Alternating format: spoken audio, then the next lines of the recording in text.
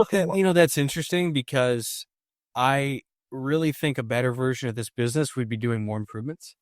Like these Colorado lots that we're talking about, those ones are pretty far out. But if I get that deal that you and I were talking to before the show where there's a 200K gap between what the seller wants and what we can offered a million, they want 1.2.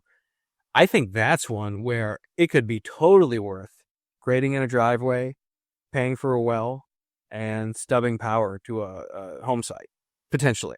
That's so close to town, the demand is there, and I know people want to put housing there. So, to your point about finding those, I think down the road, as we have more and more capital resources, doing some of those improvements ourselves would be a great, great strategy.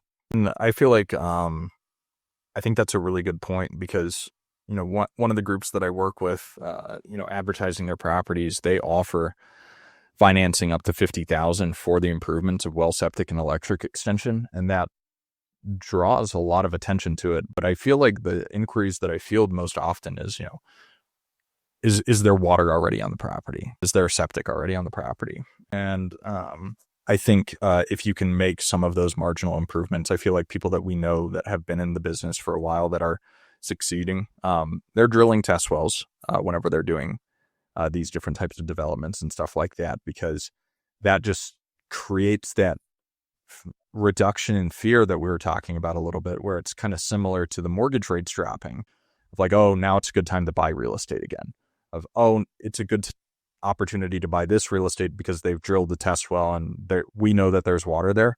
And I don't have to spend that money drilling a test well. And then if a dry hole shows up, that I'm going to get screwed. And so I think continuously focusing on the product and enhancing and making the product better and better and better will allow us to, continue to move in the right direction with these businesses that we're building.